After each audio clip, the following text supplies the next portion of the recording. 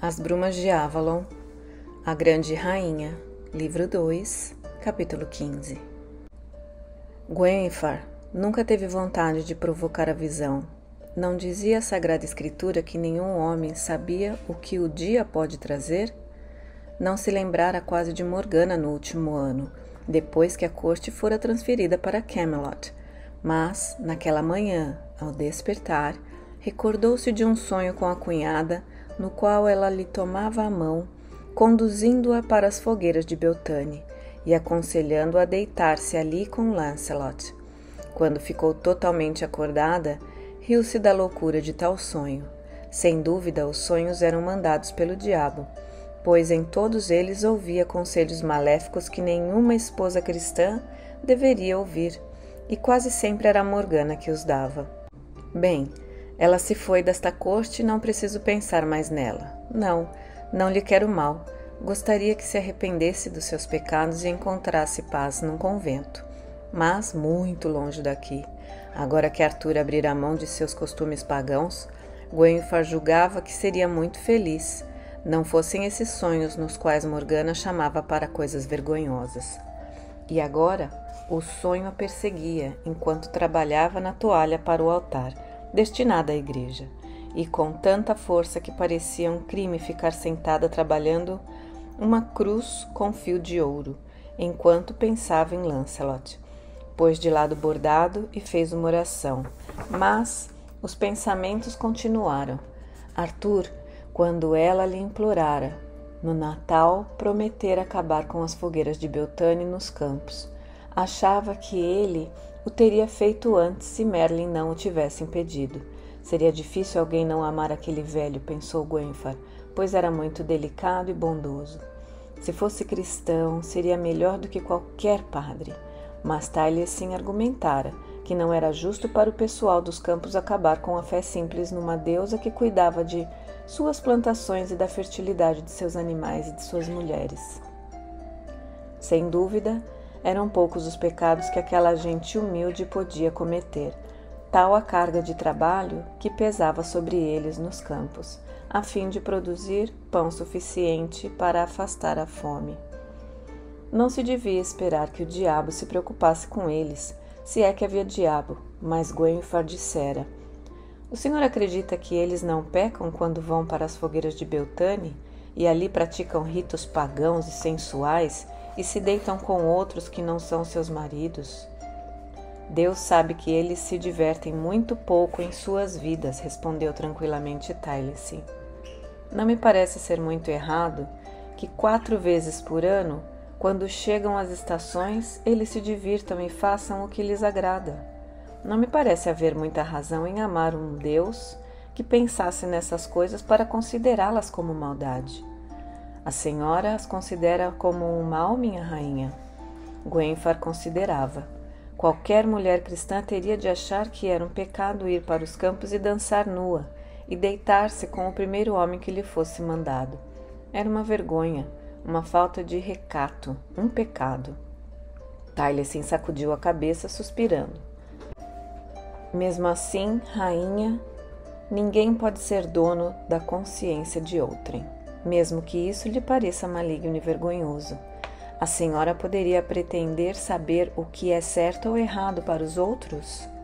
Nem mesmo os sábios podem saber tudo, e talvez os deuses tenham mais objetivos do que nós, com nosso parco conhecimento, podemos saber.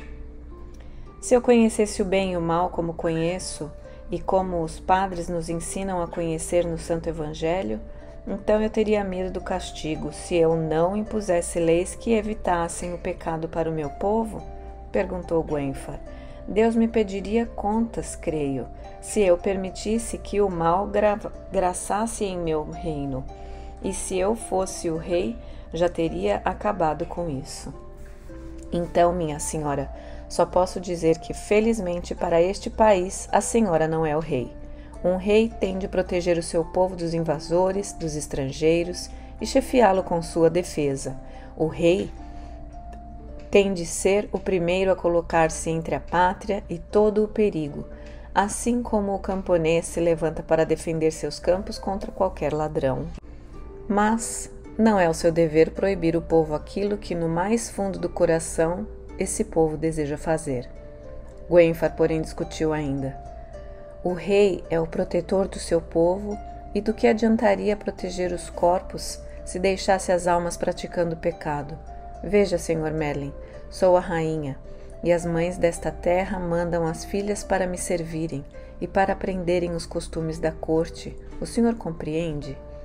Bem, que rainha seria eu se permitisse que essas moças se comportassem de maneira imodesta e ficassem grávidas, ou, como faz a rainha Morgause, pelo que ouvi dizer, deixasse que as suas aias fossem para a cama com o rei, se este assim o desejasse. As mães me confiam suas filhas, porque sabem que eu as protegerei. É muito diferente que a senhora sejam confiadas donzelas ainda demasiado jovens para saber o que querem, e que tenha de ser para elas como a mãe que as cria de maneira conveniente. O rei, porém, governa homens feitos. Deus não disse que há uma lei para a corte e outra para os camponeses.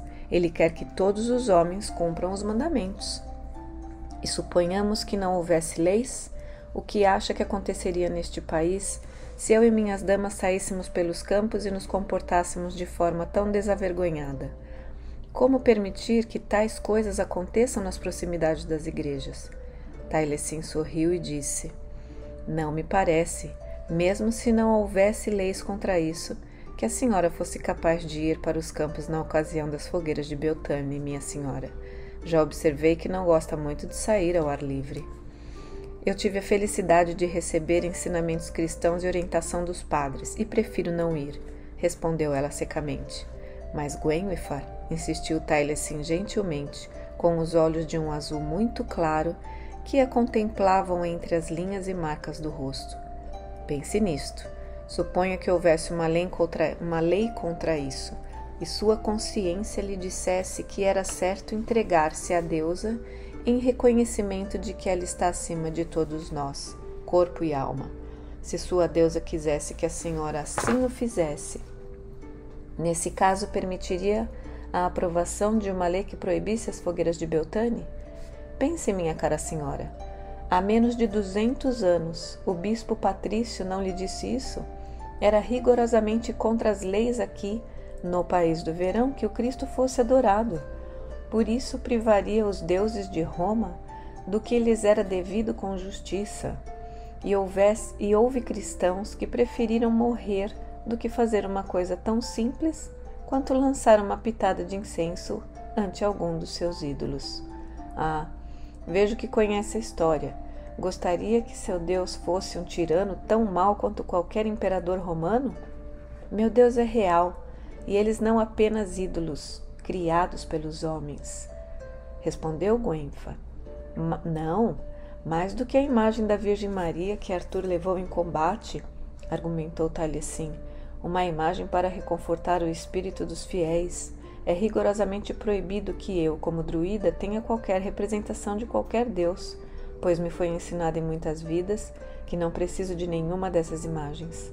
Posso pensar no meu Deus, e Ele está comigo sem isso, mas aqueles que nasceram apenas uma vez não podem, e por isso precisam da sua deusa, em pedras redondas e poços, como o seu povo simples precisa da imagem da Virgem Maria e da cruz, que alguns dos seus cavaleiros levam nos escudos para que se saiba que são cristãos. Gwenfar sabia que havia alguma falha nessa argumentação, mas não podia discutir com o Merlin. De qualquer modo, ele era apenas um velho e um pagão. Quando eu tiver um filho de Arthur, ele me disse certa vez que então poderia pedir-lhe qualquer coisa. Aí então pedir-lhe-ei que proíba as fogueiras de Beltane e das colheitas. Gwenfar lembrou-se dessa conversa meses depois, na manhã em que teve o sonho. Sem dúvida, Morgana teria aconselhado a fazer isso, e ir com Lancelot para as fogueiras. Arthur dissera que não lhe faria pergunta se ela tivesse um filho, e praticamente lhe dera permissão para ser amante de Lancelot. Sentiu o rosto queimar, enquanto curvava-se sobre o bordado da cruz. Ela não era digna de fazer aquele trabalho. Colocou de lado a toalha do altar e envolveu-a num pedaço de pano mais grosseiro. Continuaria o trabalho quando estivesse mais tranquila. Os passos irregulares de Kai soaram junto à porta. Senhora, o rei mandou perguntar se pode descer até o campo de armas. Ele deseja mostrar-lhe algo. Gwenfar fez um aceno de cabeça para suas damas. Elaine, Meleas, venham comigo. As outras podem vir ou ficar aqui trabalhando como quiserem. Uma das mulheres, que era mais velha e tinha problemas de visão, preferiu ficar e continuar a fiar. As outras, querendo aproveitar a oportunidade de tomar um pouco de sol, correram atrás da rainha. Nevara durante a noite, mas o vigor do inverno passara e a neve dissolvia-se rapidamente ao sol. Em meio à relva surgiam as folhas das diversas batatas enterradas.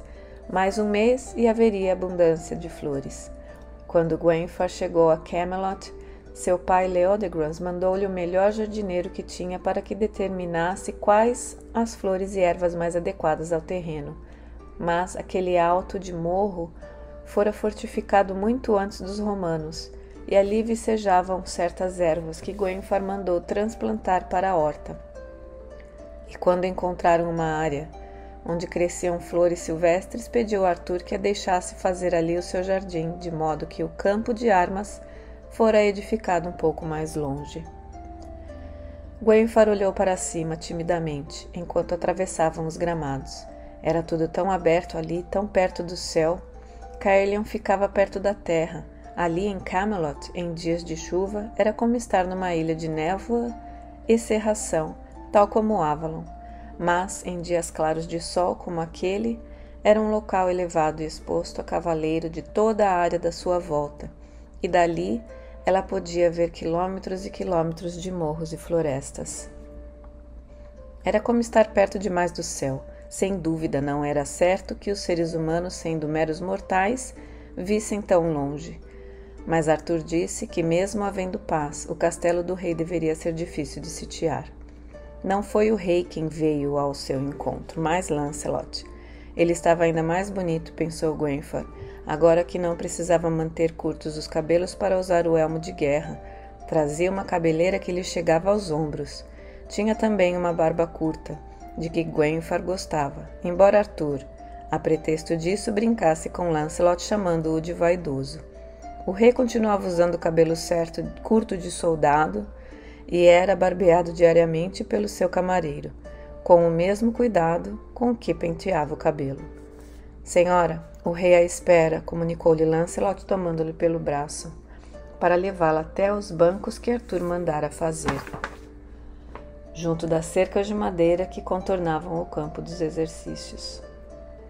Arthur fez-lhe uma reverência, agradecendo a Lancelot com um sorriso, enquanto segurava a mão da rainha. Por aqui, Gwen, sente-se ao meu lado.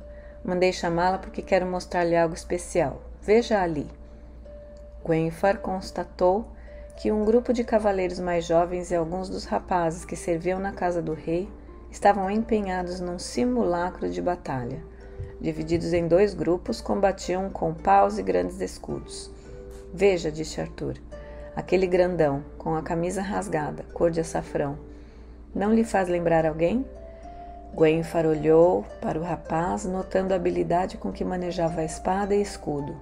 Ele afastou-se dos outros e atacou-os com violência, derrubando-os. Deu um golpe tão forte na cabeça de um dos companheiros que deixou-o estendido no chão sem sentidos, enquanto o outro cambaleava com o golpe seguro sobre o seu escudo. Era apenas um rapazinho, cujo rosto rosado mostrava os primeiros sinais de barba, mantendo ainda sua aparência de querubim. Era, porém, muito alto, corpulento e de ombros bem largos. Luta como um demônio, disse Gwenfar. Mas quem é? Creio tê-lo visto por aí na corte. É o jovem que veio para a corte e recusa-se a dar o nome, respondeu Lancelot junto deles. Por isso foi mandado para Kai, para ajudar na cozinha. Chamam-no de bonito, porque tinha as mãos finas e brancas. Kai fez as mais duras pilhérias com elas, falando em engrossá-las com os trabalhos mais avitantes. Nosso Kai tem uma língua ferina, mas o rapaz nunca lhe deu uma resposta. Contou Gawain, que estava ao lado de Arthur. Ele poderia partir Kai ao meio, apenas com suas mãos, mas quando os outros o incitaram a que o agredisse, Kai fizera certa vez uma piada de mau gosto sobre os pais do rapaz, dizendo que ele devia ter um nascimento pouco digno e ser filho de um lavador de pratos, até que fazia esse trabalho com tanta naturalidade. O bonito apenas olhou para ele e disse que não lhe parecia bem erguer a mão contra um homem que se tornara aleijado a serviço de seu rei. Isso deve ter sido pior para Cai do que ele ser agredido, observou Lancelot. Cai considera-se incapacitado para qualquer coisa que não seja mexer nas panelas e servir os pratos. Arthur será necessário arranjar uma missão para ele, mesmo que seja apenas procurar os rastros do dragão de Pelennor. Elaine e Meléa sufocaram o riso com a mão, e Arthur respondeu: Bem, vou tratar disso. Cai é muito bom e muito leal, e não podemos deixá-lo amargurar-se dessa maneira. Eu lhe teria dado Caerleon, mas ele recusou.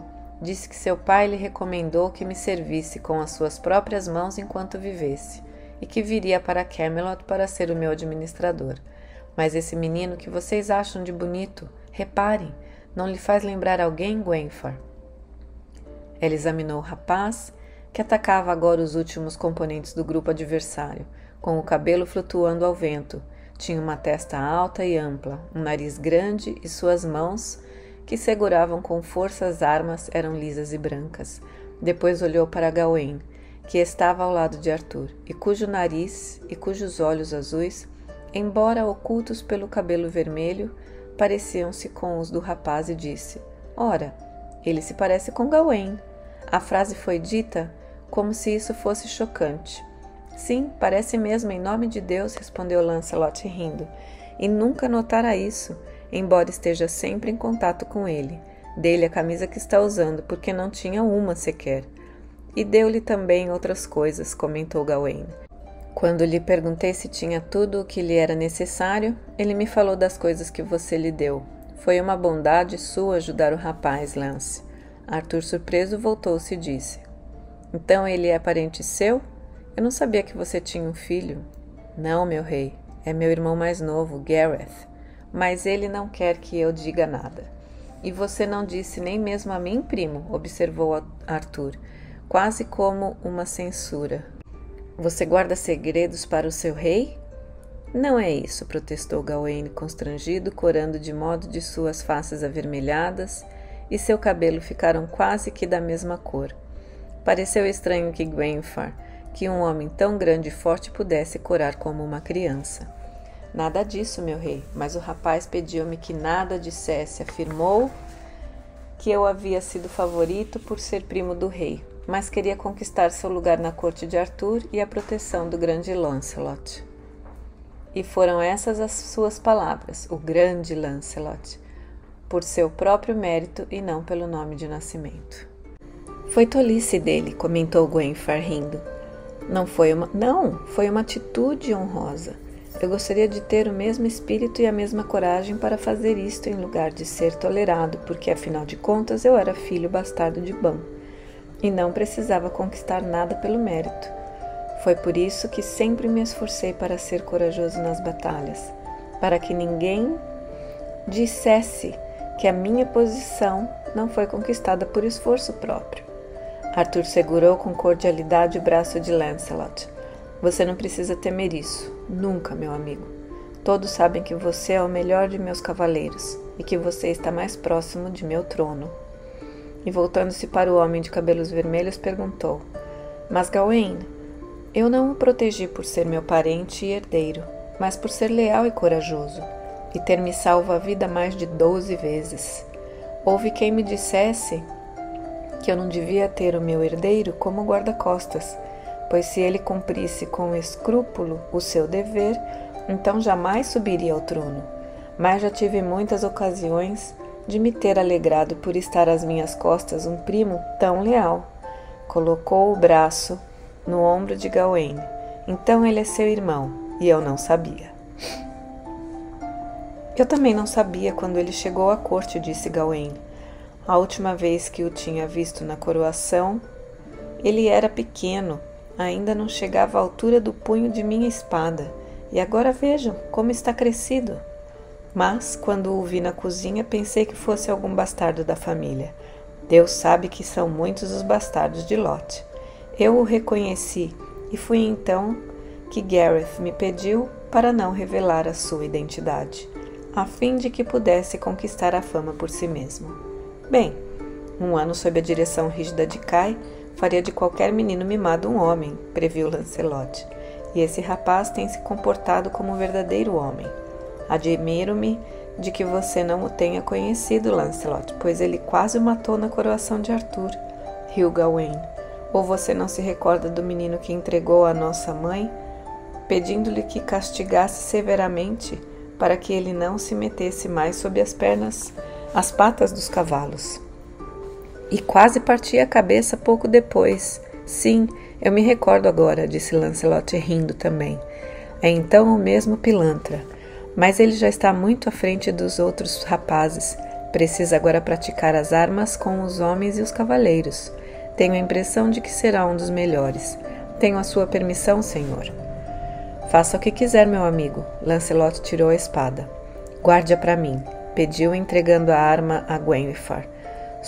Saltou a cerca, agarrou uma das ripas de madeira destinadas ao treinamento dos rapazes e correu em direção de Gareth. Você é muito maior do que os outros. Vamos, venha tentar fazer o mesmo com alguém mais ou menos do seu tamanho. Gwenhwyfar pensou, tomada de súbito medo. Do seu tamanho? Mas Lancelot não era um homem alto. Era pouco maior do que ela, e o jovem, bonito, podia olhá-lo bem de cima. Por um momento, o rapaz, enfrentando o capitão da cavalaria real, hesitou. Arthur fez um gesto de estímulo e o rosto dele iluminou-se de alegria. Avançou contra Lancelot, levantando a espada de brinquedo para um golpe, e ficou surpreso de não acertá-lo. Lancelot evitou o golpe, moveu-se para o lado e o atingiu no ombro, sem muita força. Apesar disso, a camisa do rapaz foi rasgada, embora tivesse sido tocada apenas de leve. Gareth recuperou-se rapidamente, agarrou o golpe seguinte de Lancelot, que escorregou na grama úmida e caiu de joelhos frente ao rapaz. O bonito recuou, enquanto o cavaleiro punha-se de pé gritando: "Idiota! Suponha que eu fosse um guerreiro saxão", e deu um grande golpe nas costas do rapaz, com sua espada de pau, que o projetou longe, enquanto a sua espada voava em direção oposta. Gareth ficou estendido no chão, meio tonto. Lancelot correu para ele e, inclinando-se, disse com um sorriso: "Eu não quis machucá-lo, mas você tem de aprender a proteger-se melhor." Estendeu o braço. "Vamos, apoie-se em mim." "O senhor me concebeu uma honra", o rapaz corou. "Na verdade, fez-me bem sentir a sua força. Desejo que lutemos sempre lado a lado, e não como inimigos, bonito." Respondeu Lancelot, dando-lhe uma palmada nas costas. O rapaz pegou a sua espada de pau e voltou para seus companheiros, que se reuniram à sua volta brincando. "Então, bonito, você quase derrubou o capitão da cavalaria real numa luta, hein?" Arthur sorriu quando Lancelot saltou de novo a cerca. "Foi muita gentileza sua, Lance. Ele será um bom cavaleiro, como seu irmão." E com um aceno de cabeça para Gawain, Arthur acrescentou: "Primo, não diga a seu irmão que sei quem é. As razões que tem para não ser conhecido são honrosas. Diga-lhe, porém, que o vi, e que o sagrarei cavaleiro por ocasião do Pentecostes, quando qualquer pessoa pode apresentar-me sua petição, se ele vier pedir-me uma espada digna de sua condição." O rosto de Gawain iluminou-se. Ora, pensou Gwenhwyfar, qualquer pessoa que os tivesse visto a ambos teria adivinhado que eram irmãos, pois seus sorrisos eram iguais. "Agradeço, meu senhor e rei. Possa ele servir ao seu rei tão bem quanto eu." "Isso dificilmente seria possível", admitiu Arthur afetuosamente. "Eu tenho muita sorte com meus amigos e companheiros." Gwenhwyfar pensou que realmente Arthur inspirava amor e dedicação a todos. Era o seu segredo como rei, pois, embora fosse bastante hábil nas batalhas, não era um grande guerreiro, mas, de uma vez, nos combates simulados com que se divertiam e mantinham-se em forma para a luta, ele vira Lancelot e até mesmo o velho Pelennor derrubá-lo. Arthur nunca se irritava nem se sentia ferido em seu orgulho, mas sempre dizia com toda naturalidade que estava contente por ter soldados tão bons para protegê-lo e amigos que eram melhores do que os inimigos. Pouco depois, os rapazes apanharam suas armas de brincadeira e partiram. Gawain foi conversar com o irmão, mas Arthur levou Gwenfar para junto da muralha fortificada. Camelot ficava num morro bastante alto, achatado no topo, que era tão grande quanto uma cidade. Por todo o cume, e protegidos pela muralha, haviam sido construídos o castelo e a cidade. Arthur levou a esposa até seu ponto de observação favorito, de onde se descortinava do alto da muralha do vale. Ela ficou tonta e agarrou-se ao muro. De onde estavam, podiam ver a ilha onde passara a infância, o país do rei Leodegrance, e um pouco para o norte, a ilha que parecia enroscar-se como um dragão adormecido. Seu pai está ficando velho e não tem filho, disse Arthur. Quem governará depois dele? Eu não sei. É provável que ele queira que você nomeie alguém como regente em meu lugar. Uma das suas irmãs morrera no parto no distante país de Gales, e outra no sítio ao seu castelo. A segunda mulher de seu pai também não teve nenhum filho que continuasse vivo, de modo que Gwenfar era a herdeira daquele reino. Mas como poderia, sendo mulher, defendê-lo contra os que pretendiam tomá-lo? Olhou para as terras do pai ao longe e perguntou: seu pai, o Pedragon, também foi feito rei na Ilha do Dragão, não é? Foi o que me disse a Senhora do Lago, e portanto ele jurou proteger sempre a velha religião. E Avalon, como eu, respondeu Arthur sombriamente, olhando para a Ilha do Dragão. Gwenfar não conseguiu imaginar que absurdo pagão lhe estaria passando pela cabeça. Mas, quando você se voltou para o único Deus verdadeiro, conquistou então a maior das vitórias e expulsou os saxões desta terra para sempre. É tolice dizer isso, observou Arthur. Não me parece que nenhum país poderá estar sempre seguro, mas apenas na medida em que Deus o permita. E Deus deu a você toda esta terra, Arthur, para que possa reinar como rei cristão. É como o profeta Elias. O bispo contou-me sua história quando saiu com os sacerdotes de Deus e foi ao encontro dos sacerdotes de Baal, de modo que cada um dos grupos invocou o que chamavam de seu Deus. E o Deus único foi o maior, e Baal apenas um ídolo, que não pôde responder aos que o chamavam. Se houvesse algum poder nos costumes de Avalon, acredita que Deus e a Virgem Maria teriam proporcionado a você aquela vitória? Meus exércitos expulsaram os saxões, mas eu posso ser punido por ter faltado a um juramento, admitiu. Gwenfar não gostava de ver as linhas de sofrimento e do medo marcarem o rosto dele.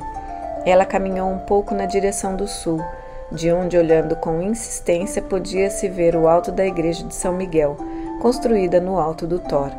A igreja foi edificada porque Miguel era o senhor do mundo das trevas e lutava para manter sujeitos dos deuses dos pagões no inferno.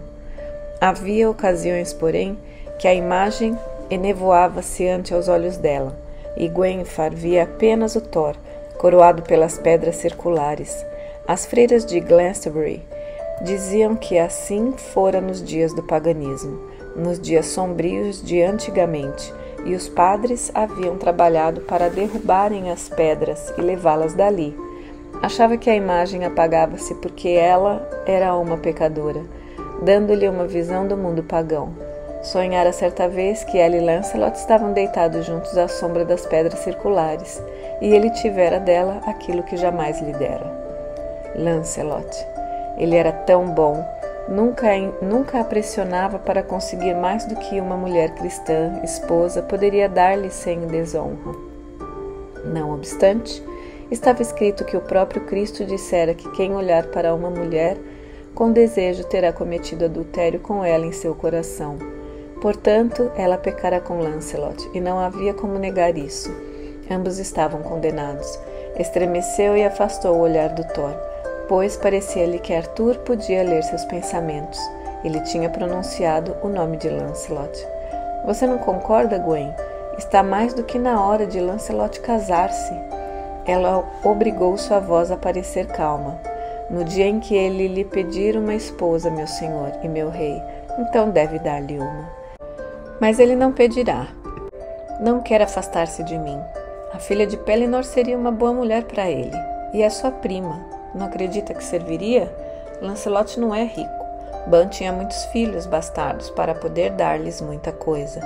Seria um bom casamento para ambos. Sim, sem dúvida, anuiu Gwenfor. Elaine o segue com os olhos da mesma maneira que os meninos no pátio, ansiosos por uma palavra gentil ou até mesmo por um olhar. Embora o coração lhe doesse, talvez fosse melhor que ele se casasse. Era bom demais para estar preso a uma mulher que lhe podia dar tão pouco.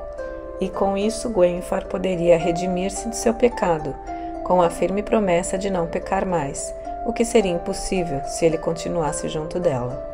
Bem, eu vou falar novamente sobre o assunto com Lancelot. Ele diz que não está pensando em casamento, mas farei com que entenda que isso não significa o exílio da corte. Não seria bom para mim e para os meus se nossos filhos pudessem algum dia ser acompanhados pelos filhos de Lancelot? Deus permita que chegue esse dia, desejou Gwenfor, persignando-se. Ficaram juntos no alto da muralha, olhando para o país do verão que se estendia à sua frente. Vem um cavaleiro lá na estrada, mostrou Arthur olhando para o caminho que levava ao castelo. E quando o cavaleiro aproximou-se, é Kevin, o arpista, que vem de Avalon, e pelo menos desta vez teve senso bastante para se fazer acompanhar de um servo. Não é um servo, observou Gwenfor, cujos olhos agutos detinham-se na figura esguia que cavalgava a garupa de Kevin. É uma mulher. Estou espantada. Pensava que os druidas eram como os padres, que se mantinham longe das mulheres. Ora, alguns deles o fazem, querida, mas ouvi Taliesin dizer que os druidas não são das ordens superiores. Podem casar-se, e casam-se com frequência. Talvez Kevin tenha arranjado uma esposa, ou talvez tenha apenas viajado em companhia de alguém que vinha para cá. Mande uma de suas damas dizer a Taliesin que ele está aqui e outra à cozinha.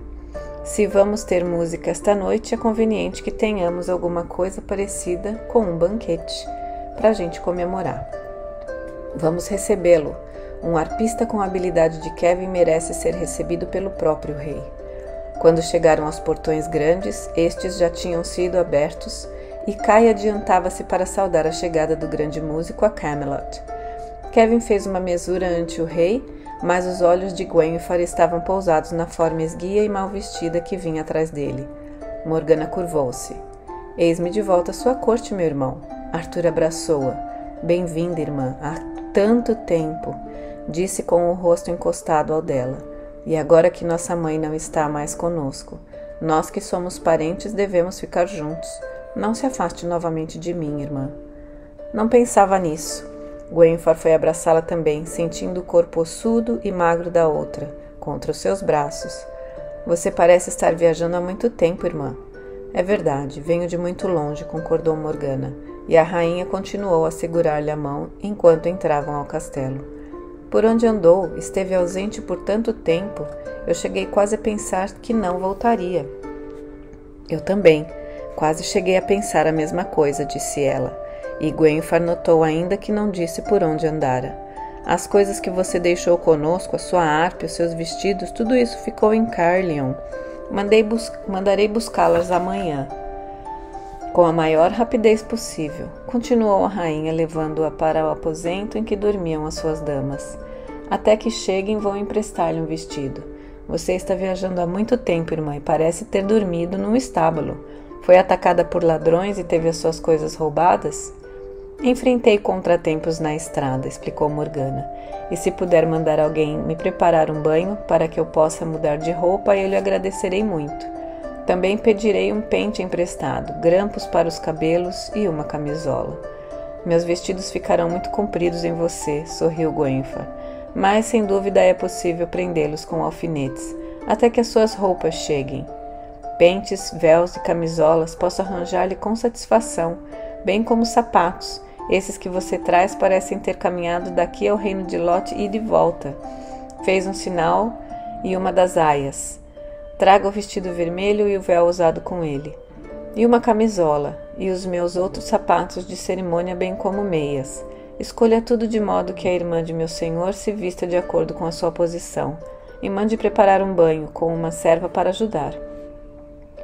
Olhou com desprezo para o vestido que Morgana estava tirando e disse: Se não for possível lavar e arejar essa roupa, será preferível dá-la para uma das mulheres que trabalham nos laticínios.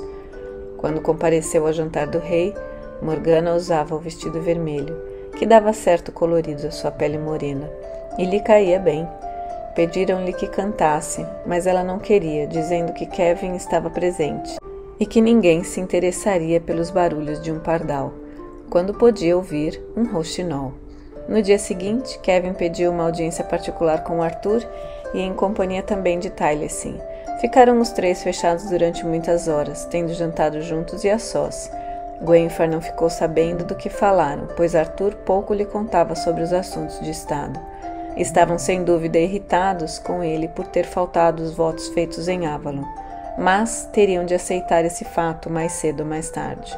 O fato de ele ter um rei cristão, quanto a rainha, tinha outras coisas para ocupar o seu pensamento. Naquela primavera, a febre graçou na corte de algumas de suas damas, e estas ficaram doentes, de modo que até a Páscoa, Gwenfar não teve tempo para pensar em outra coisa. Nunca imaginara que a presença de Morgana seria motivo de contentamento, mas esta conhecia muito bem as ervas e as artes de curar, e foi, sem dúvida, esse conhecimento que evitou a ocorrência de falecimentos na corte. No campo, à volta do castelo, eram numerosos os mortos, pelo que ouviu dizer, em sua maioria criancinhas e velhos. Sua meia-irmã mais nova, Isota, contraíra a febre, e como a mãe não quisera deixá-la na corte, foi necessário mandá-la de volta para a ilha. Mais tarde, no final daquele mês, Gwenfar recebeu a notícia de sua morte. Sofreu com isso, pois afeiçoara-se à moça, e acalentava esperanças de casá-la com um dos companheiros de Arthur quando ficasse mais velha. Também Lancelot foi acometido pela febre, e Arthur deu ordens para que fosse instalado no castelo e tratado pelas damas da rainha. Quando ainda havia risco de contrair a doença, Gwenfar não se aproximou dele, pois esperava novamente estar grávida, o que não se confirmou. Eram apenas as suas esperanças e ilusões. Quando ele começou a melhorar, ia vê-lo a miúde e ficava sentada ao seu lado. Morgana também ia, para tocar harpa enquanto Lancelot não podia deixar o leito. Certo dia, observando os dois enquanto falavam de Avalon, Gwenfar surpreendeu o brilho nos olhos da cunhada e pensou: ora, ela ainda o ama. Sabia que Arthur alimentava esperanças nesse sentido, um casamento entre Morgana e Lancelot, e ficou louca de ciúmes vendo que Lancelot ouvia embevecido a harpa de Morgana. Ela tem a voz tão suave, não é bonita, mas é tão instruída e inteligente. Mulheres bonitas há muitas. Elaine é bela, Imeleas é a filha do rei, Royins e até mesmo Morgause são bonitas, mas por que iria Lancelot preocupar-se com elas?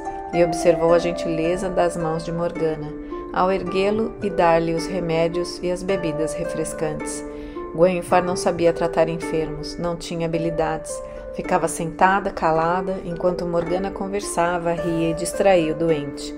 Escurecia, e por fim Morgana disse: já não consigo mais ver as cordas da harpa, e estou rouca como um corvo. Não posso cantar mais. Você tem de tomar seu remédio, Lancelot, e depois eu lhe mandarei seu servo para prepará-lo para a noite. Com um sorriso breve, Lancelot segurou a taça que ela lhe colocara nas mãos. Seus remédios são refrescantes, prima, mas que gosto ruim tem.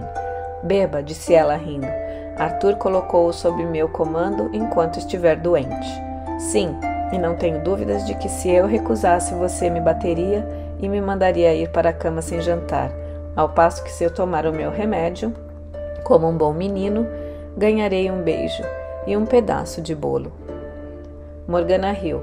Você ainda não pode comer bolo, mas sim a sua bela sopa. Mas, se tomar o remédio, ganhará um beijo de boa noite, e eu lhe farei o bolo de mel, quando estiver melhor e o possa comer. Sim, mamãe, brincou Lancelot, enrugando o nariz.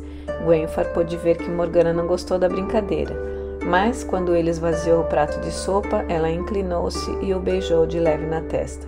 Ajeitou as cobertas sobre seu queixo, como a mãe faz com um filhinho no berço. Aí está, bom menino, durma bem, disse ela rindo, mas o riso soou amargo para Gwenfar, e Morgana saiu. A rainha ficou, ao lado da cama de Lancelot. Ela tem razão, meu querido, você devia dormir. Estou cansado de ter sempre de dar-lhe razão, respondeu o rapaz. Sente-se aqui ao meu lado um pouco, meu amor. Raramente ele ousava falar-lhe nesse tom, mas Gwenfar sentou-se na cama e deixou que segurasse a sua mão. Mas Lancelot puxou-a para si e beijou-a.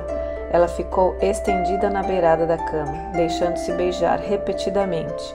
Depois de um longo tempo, ele suspirou e não protestou quando Gwenfar se ergueu. Meu querido amor, esta situação não pode continuar assim. Você precisa deixar que eu me afaste da corte. O quê? Para ir perseguir o dragão favorito de Pelennor? E o que fará Pelennor com o seu tempo de folga?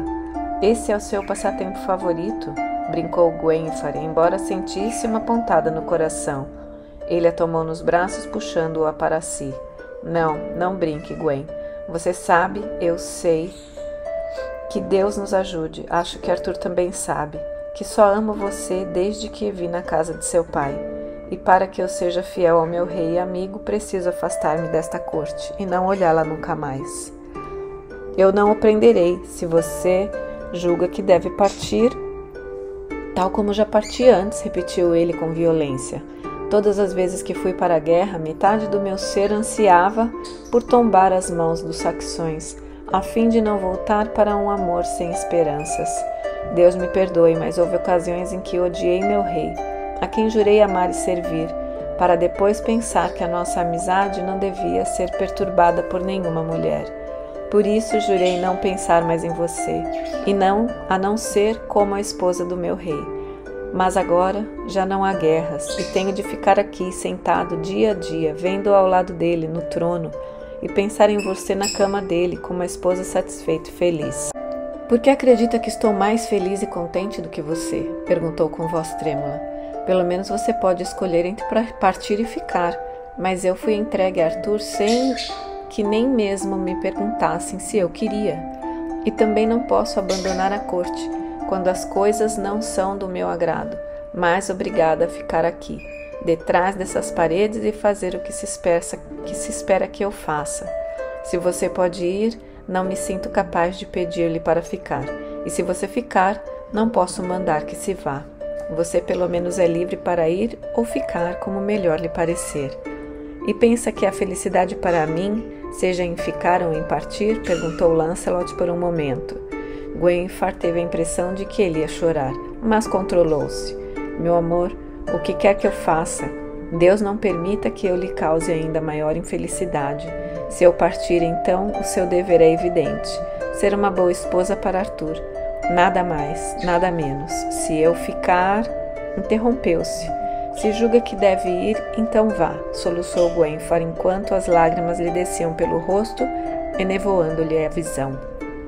Com uma voz sumida, como se tivesse recebido um ferimento mortal, Lancelot chamou-a. Gwenfar. Raramente ele pronunciava o seu nome, preferindo chamá-la de minha rainha ou minha senhora, ou quando brincava dizia sempre Gwen. Ao ouvir agora seu nome, Gwenfar teve a impressão que jamais ter ouvido um som tão suave. Gwenfar, por que chora? Agora era preciso mentir, e mentir bem, porque não lhe podia dizer a verdade, e sentir-se ainda honrada. Porque... Hesitou em seguida, com a voz abafada, admitiu. Porque não sei como poderei viver se você for embora. Ele deu um suspiro e tomou-lhe as mãos. Mas então, meu amor, não sou rico, mas meu pai me deu uma pequena propriedade na Bretanha continental. Você iria para lá comigo, para longe desta corte? Eu não sei, mas talvez fosse mais honroso do que ficar aqui na corte de Arthur, fazendo amor com a sua mulher. Então, ele me ama, pensou Gwenfar, ele me quer. Essa é a maneira honrosa. Mas sentiu-se dominar pelo pânico, ir para longe, sozinha, mesmo com Lancelot, e pensou no que todos diriam dela, e como ficaria totalmente desonrada. Lancelot continuava a segurar-lhe a mão. Não poderíamos voltar nunca, você sabe, nunca, e é provável que fôssemos ambos excomungados. Isso nada significaria para mim, mas sou muito cristão, mas para você... Ela puxou o véu sobre o rosto e chorou, sabendo que era covarde. Gwenfar, eu não a induziria ao pecado. Já pecamos, respondeu amargamente, nós dois. E se os padres estiverem certos, estaremos condenados para sempre. Concordou ele também com amargura. E ainda assim não tive de você mais do que esses beijos. Sofremos todo o mal e toda a culpa, e nenhum do prazer que se diz ser inerente ao pecado. E não tenho tanta certeza de acreditar nos padres. Que tipo de Deus é esse que sai toda a noite para vigiar olhando aqui e ali, como uma velha faladeira, para ver se algum homem está na cama com a mulher do vizinho? Merlin disse uma coisa parecida, lembrou Gwenfar, e por vezes isso me parece sensato, mas volto a imaginar se não será obra do diabo para me tentar o mal. Oh, não me fale do diabo, e Lancelot puxou-a novamente para si. Minha querida, irei embora se você quiser ou ficarei se for essa sua vontade, mas não suporto vê-la tão infeliz. Eu não sei o que quero, lamentou-se deixando-se abraçar soluçante. Por fim Lancelot murmurou, já pagamos pelo pecado, e beijou-a na boca. Tremendo, Gwenfar rendeu-se ao beijo, enquanto mãos ansiosas buscavam seus seios. Ela chegou quase que a esperar que seu amado não se contentasse, desta vez apenas com isso. Mas houve um barulho no aposento contíguo, fazendo com que se erguesse, num pânico súbito. Ficou sentada na beira da cama, enquanto o servo de Lancelot entrava no quarto. Ele tossiu e disse, Senhor, a senhora Morgana comunicou-me que já está pronto para deitar-se. Permite-me, senhora? Morgana outra vez, maldita seja. Lancelot riu e soltou a mão de Gwenfar. Sim, e parece-me que minha senhora está cansada. Promete vir ver-me amanhã, minha rainha? Ela sentiu ao mesmo tempo agradecimento e irritação por Lancelot ter falado com tanta calma. Afastou-se da luz que o servo trazia. Sabia que seu véu estava amassado e a saia amarrotada, o rosto manchado de lágrimas e o cabelo desfeito. Que aparência devia ter, e o que poderia o servo pensar que estava fazendo? Desceu o véu sobre o rosto e levantou-se. Boa noite, Sir Lancelot. Quer cuide bem do querido amigo de meu rei. E saiu esperando de todo o coração conseguir chegar até o seu quarto antes de explodir novamente em lágrimas. Ah, Deus! Como ouso pedir a Deus que me deixe pecar mais? Eu devia pedir que me livrasse da tentação, e eu não posso.